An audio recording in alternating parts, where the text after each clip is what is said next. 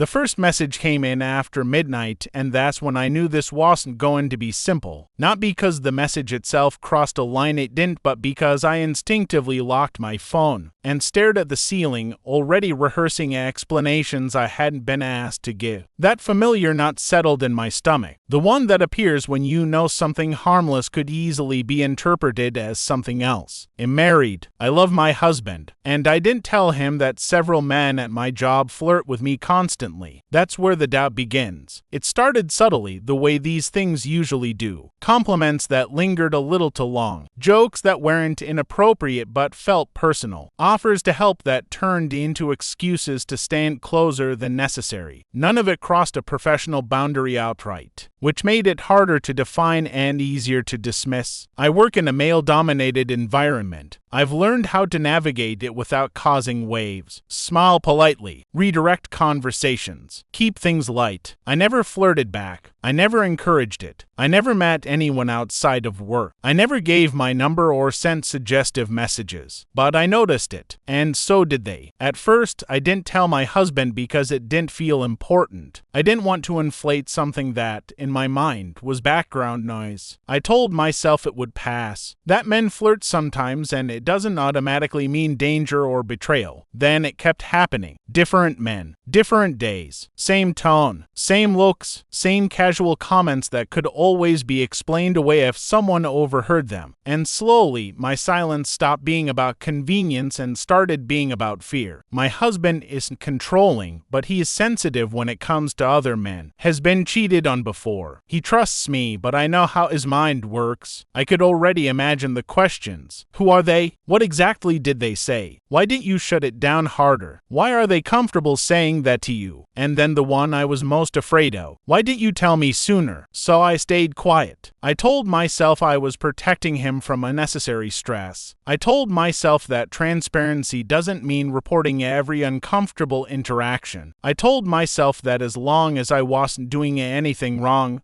there was nothing to confess. But silence has weight, and over time, it started pressing on me. I became more careful with my phone around him, even though there was nothing to hide. I edited stories about work to avoid mentioning certain coworkers. I laughed less freely when he asked how my day was. Worried I'd accidentally say something that would raise questions. That's when I realized something had shifted. Not at work. At home, the moment everything cracked was unplanned. My husband picked me up from work one evening because my car was in the shop. As I walked out, one of my coworkers made a comment harmless on the surface, but familiar enough that my body reacted before my brain did. I stiffened. I laughed it off quickly. My husband noticed. The drive home was quiet. Then he asked casually at first, "Does that guy always talk to you like that?" I hesitated. Just a fraction of a second, but it was enough. "What do you mean?" I asked. He shrugged. "Nothing. Just seemed comfortable." That was my opening. My chance to finally explain everything calmly, honestly, before it became something else. And I didn't take it. I brushed it off, changed the subject, told him it was just work banter. The look on his face wasn't anger. It was confusion, and maybe disappointment. Later that night, he asked me directly if anyone at work had ever flirted with me. I froze. I could have told the truth. I should have. Instead, I minimized it. "Not really," I said. "Nothing serious." The lie wasn't dramatic. It was small, but it landed heavily between us. Days later, he found out anyway. Not through messages or rumors, but through honesty that came too late. I broke down and told him everything, not because he caught me, but because the guilt finally outweighed the fear. He listened quietly, too quietly. When I finished, he asked one question. "Why didn't you tell me?" I told him the truth, that I didn't want to worry him, that I didn't want to cause problems at work, that I didn't want to feel like I was being punished for something I didn't do. He nodded slowly, then said something that hurt more than anger would have. "I trust you, but now I don't trust that you'd tell me when something makes you uncomfortable." That sentence stayed with me. He wasn't accusing me of cheating. He wasn't blaming me for being flirted with. He was hurt that I'd decided on my own what he could and couldn't handle. I realized then that my silence hadn't protected him. It had protected me from an uncomfortable conversation frustration, from potential conflict, from vulnerability. And that's the part I can't stop questioning. I didn't cheat. I didn't flirt back. I didn't want their attention. But I also didn't choose transparency when it mattered. So now I'm left asking myself the question I can't easily answer. Was I the asshole for not telling my husband that men at my job flirt with me a lot? Or did I turn something harmless into something heavier by staying silent for too long? I'm not sure anymore. After that conversation, the house felt different. Not cold. Not hostile, just careful. My husband didn't yell. He didn't accuse me of anything worse than what I'd already accused myself of. He still kissed me goodbye in the mornings, still asked how my day was, still said I love you before bed. But there was a hesitation in him now, like he was choosing his words more deliberately, afraid of stepping on something fragile, and I hated that I had caused that. I kept replaying his sentence in my head. I trust you, but now I don't trust that you'd tell me when something makes you uncomfortable. That wasn't jealousy speaking. That was disappointment. I tried to fix it the only way I knew how, by overcorrecting. I started telling him everything, every comment, every look, every awkward interaction at work, even the ones that barely registered before. I wanted to prove that I wasn't hiding anymore, that I'd learned my lesson. But transparency born out of guilt doesn't feel reassuring. It feels frantic. At first, he listened. Then I noticed his jaw tighten when certain names came up. I noticed how his mood shifted, how his questions became shorter. I'd created the very stress I'd been trying to avoid, just delayed and amplified. One night, he finally stopped me mid-sentence. You don't have to give me a play-by-play, he said gently. That's not what I meant. Then what did you mean? I asked. He thought for a moment. I meant that I want to know when you feel unsafe, when it starts to affect you. That's when it clicked. I hadn't told him because I didn't feel unsafe. I felt irritated, occasionally uncomfortable, sometimes flattered in a way that made me immediately feel guilty. But none of it felt like an emergency. I didn't recognize it as something worth sharing because I didn't want it to define my work life or my marriage. But by keeping it to myself, I'd made the decision alone. I'd decided what mattered without letting him be part of it. I started examining my own reactions more honestly. Why did the flirting bother me so much if I truly believed it meant nothing? Why did I feel defensive instead of neutral when he asked about it? The answer wasn't flattering. Part of me was afraid that if I told him earlier, he'd see me differently, not as someone doing something wrong, but as someone being seen, desired, noticing attention. And I didn't want to confront what that meant about my own ego. I didn't enjoy the flirting, but I didn't hate the validation either. And that uncomfortable truth made silence easier than honesty. I brought that up to him one evening, voice shaking. I think I didn't tell you because I didn't want to admit that it affected me at all, I said. Not in a good way, not in a bad way, just that it mattered. He didn't react the way I expected. He didn't get angry. He didn't look betrayed. He looked relieved. Thank you for saying that, he said. That's the part I needed to hear. We talked for hours that night. About boundaries. About how different our definitions of nothing were. About how flirting, even when unwanted, still carries emotional weight because it changes how you move through a space. He admitted something too. When you didn't tell me, he said, my mind filled in gaps. Not about cheating. About distance. About whether you trusted me enough to be uncomfortable in front of me. That hurt to hear, but it was fair. I realized then that this situation was never about the man at my job. It was about how we handle discomfort together, whether we default to protection or partnership. The following weeks were awkward but honest. I set firmer boundaries at work, not dramatic confrontations, just clearer signals. I stopped laughing things off that made me uncomfortable. I changed how I responded. The flirting faded when it wasn't fed with politeness anymore. At home, I learned to share without oversharing, to say, something happened at work that made me uncomfortable today, without turning it into a report or a confession. And my husband learned to listen without assuming that discomfort meant danger. Trust didn't snap back into place. It rebuilt slowly and now. When I ask myself the question whether I was the asshole for not telling him sooner, I don't think there's a simple yes or no. I wasn't wrong for not wanting to escalate something that felt manageable, but I was wrong to assume that silence was the same as protection. conversation. I learned that transparency isn't about guilt or innocence. It's about letting your partner stand next to you instead of behind you, even when the situation feels messy or hard to define. I didn't betray him, but I did underestimate how much honesty matters, even when nothing bad is happening. And if that makes me the asshole, then at least I'm one who learned something before the damage became permanent. The hardest part wasn't rebuilding trust with him. It was rebuilding trust with myself. For a long time, I'd told myself that staying quiet was the mature choice, that not everything needed to be shared, that independence in a marriage meant handling small discomforts on your own, so they didn't turn into a necessary conflict. And in theory, that made sense. In practice, it blurred a line I hadn't realized was there. I began to notice how often I filtered my experiences before sharing them with my husband, not just about work but about everything. I chose the version of the story that felt safest, the one least likely to invite questions or emotional reactions. I wasn't lying.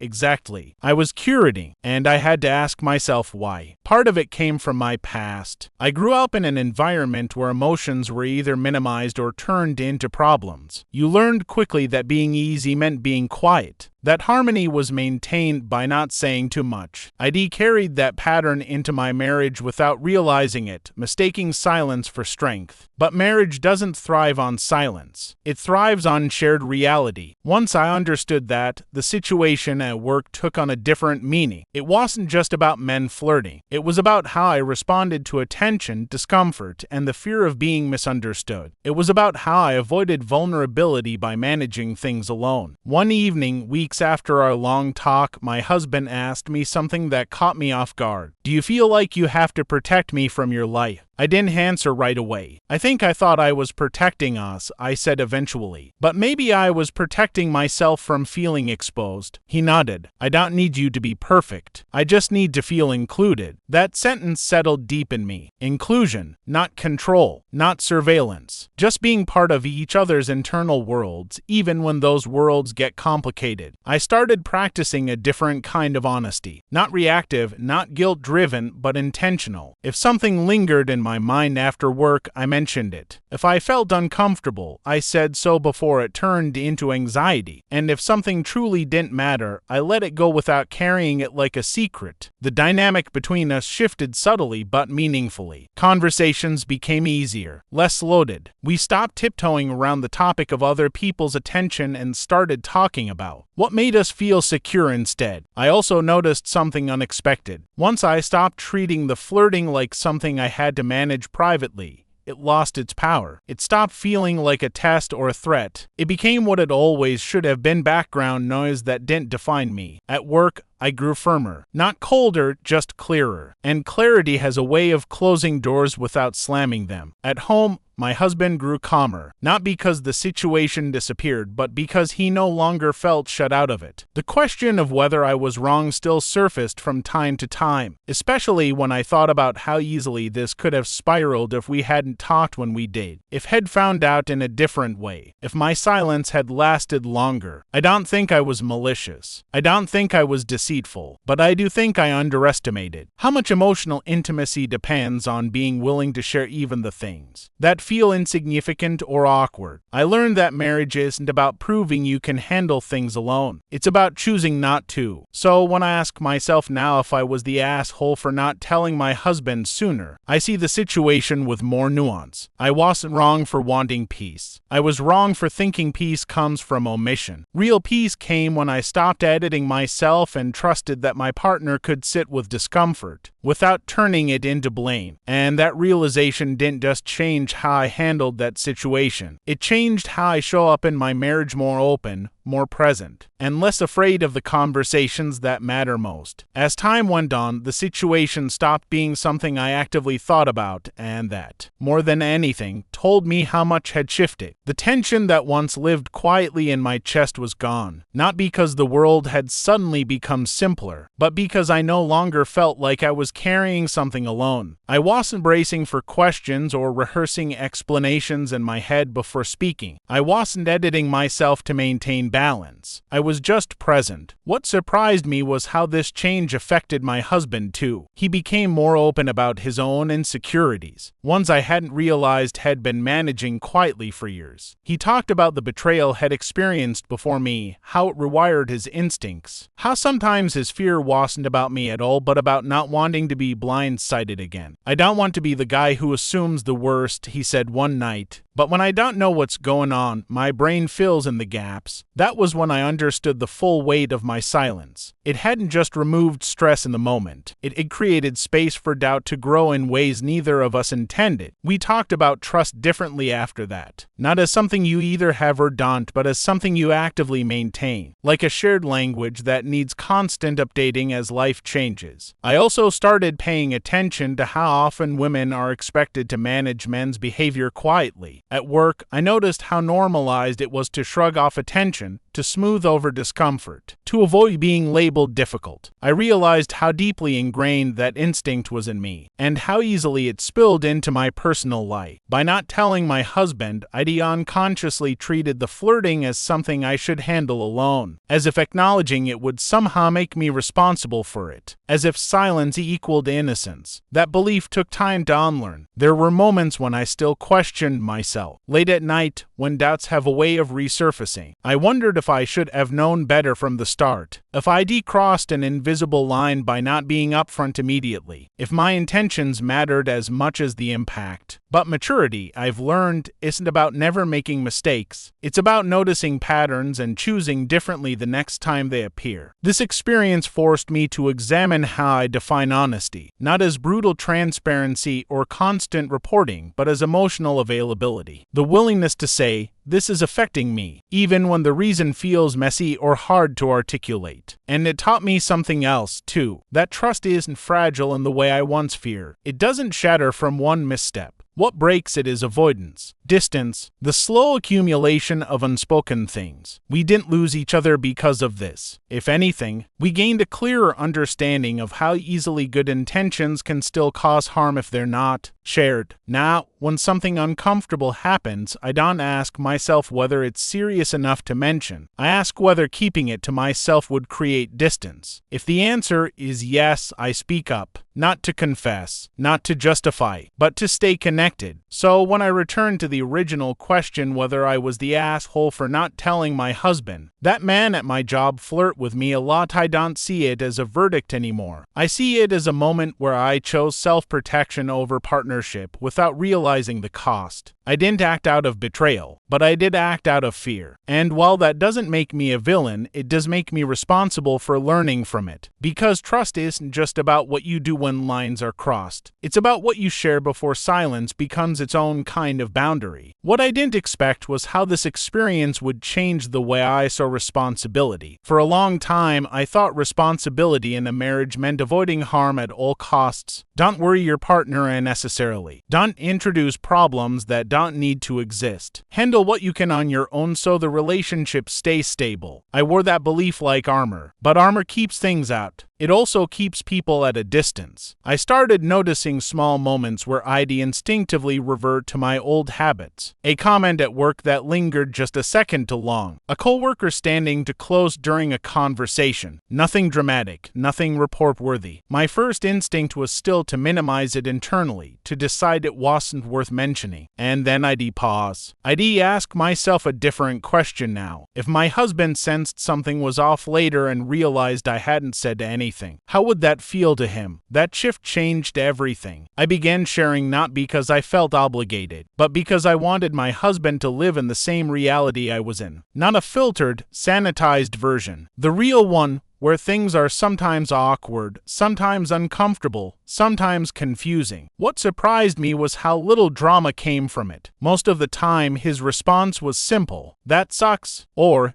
"I'm sorry you had to deal with that." Sometimes he'd ask if I wanted advice. Sometimes he'd just listen. The conversations didn't spiral because they weren't loaded with secrecy or guilt. I realized how much energy I'd wasted anticipating reactions that never came. The man at work eventually faded into the background entirely. Not because they changed overnight, but because I did. I stopped softening my boundaries. I stopped laughing things off reflexively. I stopped prioritizing being a agreeable over being clear. And clarity is powerful. There was no confrontation, nor meeting, no dramatic moment. Just a quiet shift in how I carried myself. The attention lost interest when it stopped being met with politeness designed to keep the peace. At home, something else happened too. My husband became less vigilant, less watchful. He didn't ask follow-up questions anymore. He didn't seem to scan my stories for missing pieces. Trust, once strained, settled back into something steady. One night, months later, he said something that stayed with me. "I don't worry as much anymore," he said. "Not because nothing happens, but because I know you'll tell me if it does." That was the trust I almost damaged by trying to protect him. Looking back, I can see how easy it is to confuse silence with loyalty, especially for women, especially in professional spaces where attention can feel like a liability. We're taught that acknowledging it creates problems, that speaking up makes us complicit, dramatic, or difficult. But silence doesn't make things disappear. It just relocates the weight. I carried it quietly until it began to show in my behavior, in my hesitation, in the way I avoided eye contact during simple questions. That was the moment it stopped being harmless. I don't believe I was wrong for not telling him immediately. I was doing what I knew how to do at the time. But I do believe I stayed silent longer than I should have. And that silence almost created a problem where none needed to exist. What this taught me is something I'll carry forward, not just in my marriage, but in every close relationship. Transparency isn't about accounting for yourself. It's about allowing someone to stand beside you instead of wondering where you are. If I could speak to the version of myself who first decided not to say anything, I wouldn't shame her. I'd tell her this: you don't have to manage everything alone to be trustworthy. You don't have to protect love by withholding parts of your reality. The right partner doesn't need perfection. They need inclusion. So when I ask myself now if I was the asshole, I don't think the answer fits neatly into that frame. I wasn't malicious. I wasn't dishonest in intent. But I learned the hard way that omission can still create distance, even when nothing else is wrong. And I'm grateful I learned it before silence turned into something much harder to undo. And that is where it ends. Not with guilt or blame, but with a quiet understanding of how easily good intentions can drift into distance. I didn't hide anything because I wanted secrecy. I stayed silent because I thought that was how you protect love, by carrying discomfort alone. I know now that protection isn't the same as partnership. My husband didn't need me to be untouched by the world. He needed to know that when the world brushed up against me in ways that felt wrong, I would let him stand there with me instead of finding out later through hesitation and half-truths. I didn't fail as a wife, but I did learn that honesty isn't only about faithfulness, it's about presence. If someone asked me now whether I was the asshole for not telling him sooner, I wouldn't rush to defend myself or condemn my choices. I'd simply say this: I made a human decision based on fear,